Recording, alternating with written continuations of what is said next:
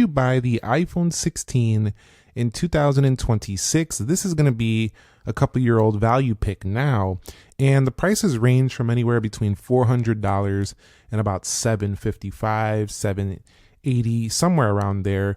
They do go up when you go up in the storage tier, and if you buy it at retail, which I don't recommend. If you buy it directly at the main stores, they're likely going to still charge a pretty penny because it is a brand new iPhone.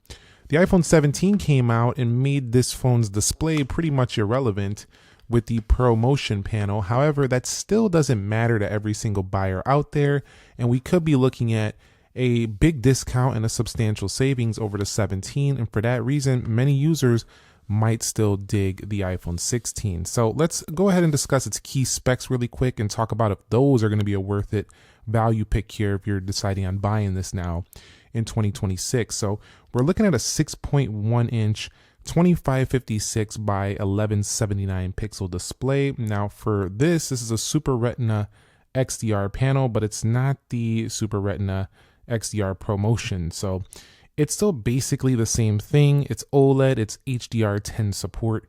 It's pretty bright. And for those of you who like a 6.1 versus a 6.3, this can still be a pretty nice panel for you. It does have ceramic shield glass from 2024, but it's not the better scratch resistance that you're going to find now on the 17s. However, it's still okay, and we do have ourselves same resolution, basically 460 pixels per inch, just doesn't scroll quite as fast. Think of it kind of like if you bought a MacBook Air with a 60Hz panel, or you bought the 17, which would be like the Pro displays over there. So this device, 2000 nits outdoors, pretty easy to see overall. So from a display spec perspective, it's pretty good. We do have a dual camera on the rear. This is a 48 megapixel plus 12, so not quite the same as the 17, but it'll get the job done, and pretty much in the main camera, no substantial issues. Let's go ahead and bring in a little lens here, and we'll go ahead and take a photo here with the camera control button. And you'll find your regular photos are going to turn out absolutely phenomenal, as will your video, and you'll still be able to zoom up to 10 times, 6 times in video. But definitely, essentially, it's going to be nearly the same experience until you get over here to the front display and you realize your camera is nowhere near as wide as the newer iPhone 17. And that's not really the biggest issue to everybody. But generally, this phone kind of still has a really good camera. I mean, it's not like it wasn't a flagship. It was their entry-level flagship just the year before the 17. So I think from the camera area, it's still definitely worth it, the iPhone 16. Now this phone, from a sheer performance perspective, we're looking at the Apple A18 chip on here, which is not quite A19 or A19 Pro level, but this chip is still plenty fast enough. It just doesn't launch as smoothly with their 60 hertz panel. We do have a high clock speed though of 4.04 gigahertz, and we also do have ourselves 8 gigabytes of RAM. Now, 8 gigabytes of RAM, I always felt like on an iPhone is closer feeling to like 12 gigs on an Android, just based on like how optimized and simple iOS is. However, with Apple Intelligence and more applications becoming more powerful, I still prefer 12. But at 8 gigs, if you're going to pay a discount and get this phone at discount, I still think this is okay. I do like the ultramarine color here. I do have to say that. Now, when we talk about the battery spec here, this is definitely something that you might want to consider as well. I do have a low power right now, but 3561 is a pretty sizable unit. I mean, it's not the biggest, but this phone doesn't get too hot under use. It doesn't stress too much. I found it doesn't get too warm, so it's pretty comfortable to use day to day, and it pretty much lasts day to day. Now, looking at the body and the build of this device in 2025, this is a great pick for sure if you're going to save substantial money. Did I say 2025? 2026. If you're going to save substantial money, because look at this. It's the exact same look as the iPhone 17, and some people might have preferred that ultramarine color. You're going to find yourself the same action button, same volume rockers, and at the bottom, you're going to see USB-C on both of them. So it's basically the exact same design as the iPhone 17. And while the iPhone 17 does offer features that make it the better pick, you're going to pay a couple $100 more for that phone. And that could be a substantial difference for people who just don't care about, paying that extra money for those few features A lot of people will, but still, this is a really, really nice phone. I think from the back, most people wouldn't even be able to tell that this is an iPhone 16. They might, if they know the colors, they might know, but they'll be like, is that the 17, the 16? Like, they're not going to know essentially. One of the great things about this phone is that it has a 170 gram weight. So it's very, very light to hold this device. And you really do feel this compact feel day to day. While it's not as compact as something like a previous iPhone mini, holding this product in the hand ergonomically feels pretty good. Not quite as smooth on the edges as the unibody iPhone 17 Pro and Pro Max, but overall it's still very smooth, and it does feel nice on the back. It doesn't get dirty because the edges are aluminum here. The back is a pure matte textured glass, so we don't really tend to pick up too much fingerprints. You can get them a bit there in the Apple logo, but when we are, using this day to day, even if you don't use a case on this phone, it doesn't really get too dirty. So this is a clean and light design. Very similar to the iPhone 15 as well, but they went vertical with the camera, which definitely makes it look a bit better. Now, if you're buying this in terms of software, it's a definite go. I mean, we do have ourselves the same iOS 26 software that you're going to find on the newer phone, so that doesn't virtually change at all. You have all the same controls. Essentially, you'll have all the same customizations. Pretty much everything is identical. So, and it runs pretty good as well on here. So it's not like you're behind if you picked up an iPhone 16. This will do just fine in this department. And you still have several years of upgrades left, probably at least 4 on this phone. So you're nowhere near behind if you were to want to pick one of these up used or, refurbished or, discounted somewhere, some way. I just think that if you're buying it brand new and you start getting up in the $600-700, $750 range, you might be better off just going with a 17. But if you can find this on a deal, that's the key word of this phone right now. If you're picking one up and you found it at a good price, somebody's maybe handing it off to you, selling it for cheap, still in good condition, you're looking at a pretty good value here on this phone. If you can live with 60 hertz, that's the key separator. If you could live with that, for sure, it's going to be a pretty solid deal.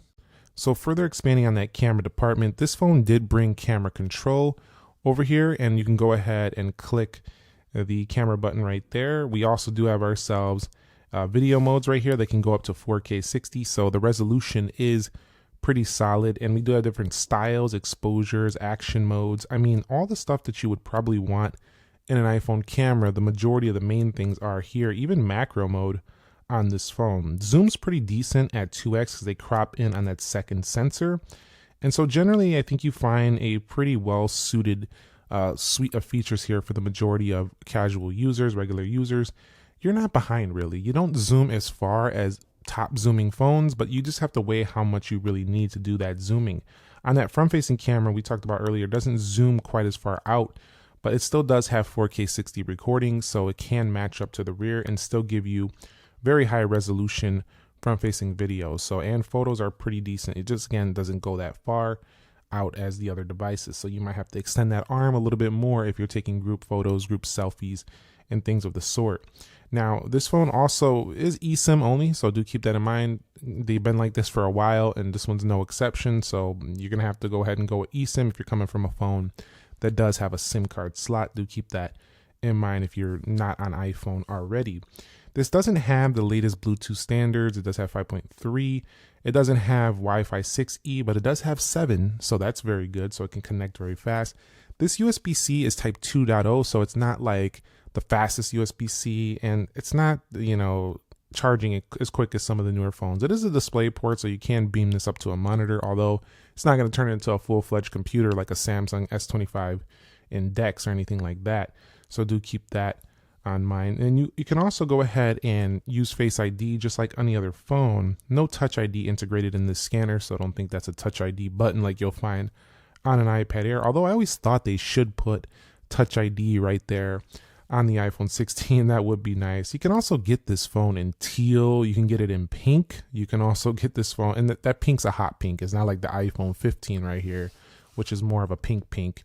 It's more like a hot pink for the pink for this one, and you'll find it in white and standard black.